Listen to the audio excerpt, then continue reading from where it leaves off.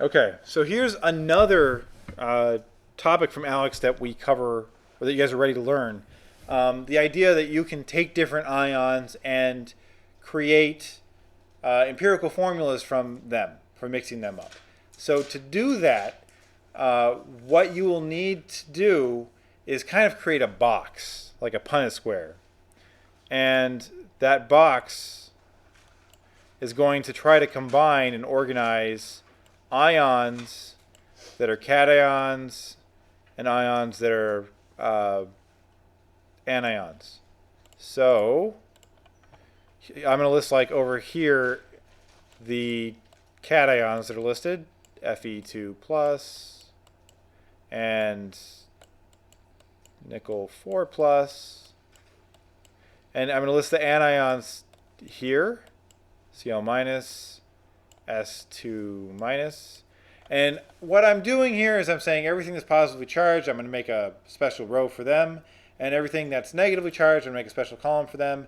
And then we're going to combine them in the right ratio so that overall the formula is going to be neutrally charged.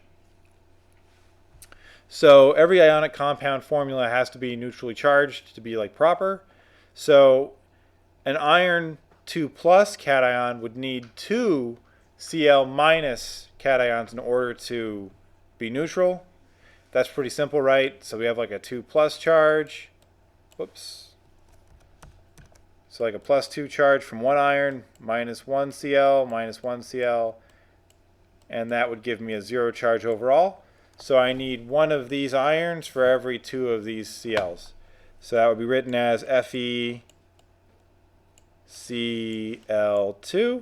And a lack of a subscript here implies a 1. If I was to write a 1 here, that would be wrong. So I don't write it. It's like extra information that's superfluous, so we don't talk about it. And we don't use it. It's bad grammar. How many chloride ions would it take to balance the plus 4 charge of nickel? Yes. So NiCl4. Yes. So 4 times minus 1 plus 4 is equal to 0. So this overall charge is 0. Very good. Point of fact, I don't think that nickel 4 is all that available as an oxidation state, but moving on. So iron 2 and sulfide 2 minus. So what's the ratio of 2 plus and 2 minus that have to be together so that they cancel out to a 0 charge overall? 1 to 1. So that's FeS. I do not write the 1s. Let me write the S a little bit nicer. I don't write the 1s. The subscripts are implied. I use the lowest whole number ratio, so I don't write like 2 to 2. I don't do anything like that. Nickel and sulfur. Or sorry, nickel and sulfide. So it takes 2 sulfides to cancel 1 nickel. And if you want to not think about this too heavily, one good guess would be to do like what's called crisscross method. So you take the charges and you turn them into subscripts and see what that does. And you always use your brain. You don't just do this and stop. You always use your brain and make sure it works. And apparently I wrote this as having an S charge or something. Sorry about that. You always use your brain. Better than me.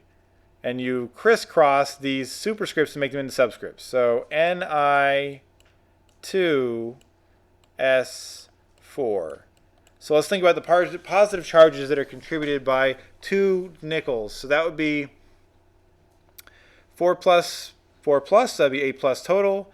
And the negative charges from the sulfides, that would be 2 minus times 4, or 8 minus total. So 8 plus, 8 minus, 0 overall. So this thing is in fact neutral, but we're not done because this is not the lowest whole number ratio. There are 2 nickels.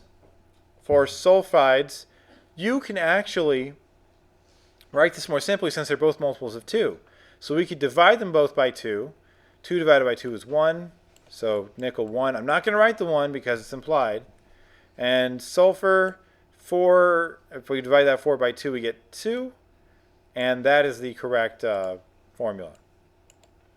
So that's how you do this problem. These are the 4 possible combinations, the 4 possible ionic compounds that you could make from these anions and cations. And inside of ALEKS, we don't do anything terribly complicated along the lines of thinking about mixes of these and mixes of those. It's just binary compounds. So binary meaning that there's like 1 cation and 1 anion, 2 atoms involved total, 2 elements involved total. And that's how you do this.